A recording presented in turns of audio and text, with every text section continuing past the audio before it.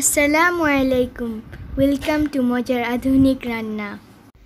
আজকে সবার মন জয় করার মতো পারফেক্ট একটি বিরিয়ানি রেসিপি শেয়ার করব। তো আজকে আমি ঝরঝরে গরুর মাংসের বিরিয়ানি রেসিপিটি শেয়ার করেছি। 2 কেজি চাল দিয়ে কিভাবে আপনারা পারফেক্ট এভাবে ঝরঝরে বিরিয়ানিটি তৈরি করে নিতে পারবেন সেটি আজকে একেবারে সহজ পদ্ধতিতে শেয়ার করেছি। আশা করছি রেসিপিটি আপনাদের ভালো লাগবে। রেসিপিটি ভালো লাগলে অবশ্যই ভিডিওতে একটি লাইক দিয়ে সেই সাথে চ্যানেলটিকে সাবস্ক্রাইব করে রাখবেন। আর যারা সাবস্ক্রাইব করেছেন তাদেরকে মন থেকে জানাই অসংখ্য ধন্যবাদ। এখানে আমি 4 কেজি গরুর মাংস খুব ভালোভাবে ধুয়ে পানিটাকে ঝরিয়ে নিয়েছি। এবার আমি চুলায় একটা কড়াই বসিয়ে তাতে দিয়ে দিলাম 1 কাপ পরিমাণ সরিষার তেল। তেলটা গরম হলে দিয়ে দিব এখানে পেঁয়াজ কুচি। আমি এখানে বড় সাইজের 3টা পেঁয়াজ নিয়েছি। সাথে এখানে আমি কিছু গরম মশলা অ্যাড করলাম। দিয়ে দিলাম এখানে আমি এলাচ, লবঙ্গ, তেজপাতা আর দারুচিনি। এবার আমি পেঁয়াজগুলোকে কিছুক্ষণ ভেজে নিব। তো পেঁয়াজগুলো কাঁচা ভাব না যাওয়া পর্যন্ত আমি এগুলোকে ভেজে নিচ্ছি। আর আজকের এই বিরিয়ানিটা অবশ্যই সরিষার তেল দিয়ে করার চেষ্টা করবেন। এবার এখানে আমি দিয়ে দিব আদা বাটা ও রসুন বাটা। এখানে আমি রসুন এবং আদা বাটা আধা কাপ করে নিয়েছি। এবার এখানে আমি দিয়ে দিব 150 গ্রামের মতো টক দই। দইটাকে আমি এখানে দিয়ে ভালোভাবে মিশিয়ে নিব। তো এখানে আদা, রসুন এবং দইটাকে পেঁয়াজের সাথে ভালোভাবে মিশিয়ে নিচ্ছি। এবার এখানে আমি দিয়ে দিব ভাজা গোলমরিচ গুঁড়া, সাথে দিয়ে দিব মরিচ গুঁড়া। এবার দিয়ে দিচ্ছি আমি এখানে 70 গ্রামের মতো বিরিয়ানি মশলা। এখানে আমি আর কোনো মশলা অ্যাড করব না। স্বাদ মতো লবণ দিয়ে আবারও এগুলোকে আমি মিশিয়ে নিব। চুলার আঁচটা এই পর্যায়ে মিডিয়াম থেকে একটু লোতে আছে। তো এগুলোকে মিশিয়ে নিলাম। এবার আমি মশলাগুলোকে কিছুক্ষণ কষিয়ে নিব।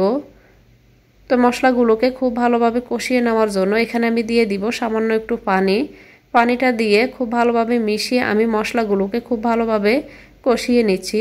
মশলা থেকে যখন তেলটা ছেড়ে দেবে তখন বুঝতে হবে যে মশলাগুলো কষানো হয়ে গেছে। তো দেখতেই পাচ্ছেন এখানে মশলাটা থেকে কিন্তু তেলটা ছেড়ে দিয়েছে, তেলটা মশলাটা থেকে আলাদা হয়ে গিয়েছে। তো এই পর্যায়ে মশলাটা আমার কষানো হয়ে গিয়েছে।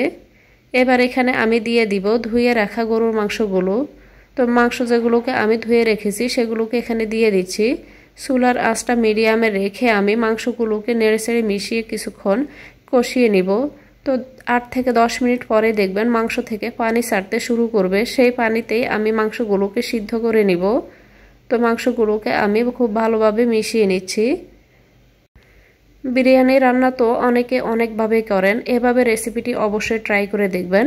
সরিষার তেল দিয়ে এই বিরিয়ানি রেসিপিটি করার জন্য এই রেসিপিটির স্বাদ কিন্তু অনেক আলাদা আসে, খেতে অনেক ভালো লাগে, ভিন্ন একটা ফ্লেভারও অ্যাড হয়। তো ঢাকনা দিয়ে ঢেকে আমি 8 থেকে 10 মিনিট পর ঢাকনাটা খুলে নিচ্ছি। তো দেখতে পাচ্ছেন মাংস থেকে কিন্তু বেশ কিছুটা পানি ছেড়েছে। এই পানিতে আমি মাংসগুলোকে সিদ্ধ করে নেব। তো আবারও এই মাংসগুলোকে আমি মিশিয়ে নিচ্ছি। আমার চ্যানেলে গরুর মাংস এবং মুরগির মাংসর আরও কয়েকটি বিরিয়ানি রেসিপি শেয়ার করা আছে। আপনারা চাইলে আমার চ্যানেল থেকে রেসিপিগুলো দেখে নিতে পারেন। তো আবার এগুলোকে আমি মিশিয়ে নিব। মিশিয়ে নিয়ে ঢাকনা দিয়ে ঢেকে নিব।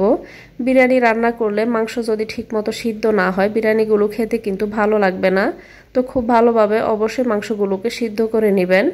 তো এখানে যখন অনেকটাই পানি ছেড়েছে এবং আমি প্রায় আধা ঘন্টার মতো রান্না করে নিয়েছি, তখন আমি চুলার আঁচটা এখানে মিডিয়াম থেকে কিছুটা লো করে দিয়েছি। একেবারে লো করে নিয়ে আমি মিডিয়াম থেকে কিছুটা লো করে নিয়েছি। তো মাংসগুলো আমার এখানে প্রায় সিদ্ধ করা হয়ে গেছে। তো মাংসগুলো এখানে রান্না হতে থাক। অন্যদিকে আমি বিরিয়ানি তৈরির অন্য প্রসেসে চলে যাচ্ছি। এখানে আমি 2 কেজি বিরিয়ানির চাল নিয়েছি। আমি এখানে বাসমতি বিরিয়ানির যে চালটা সেটা নিয়েছি। এবার এগুলোকে ভালোভাবে ধুয়ে আমি আধা ঘন্টার জন্য ভিজিয়ে রাখবো।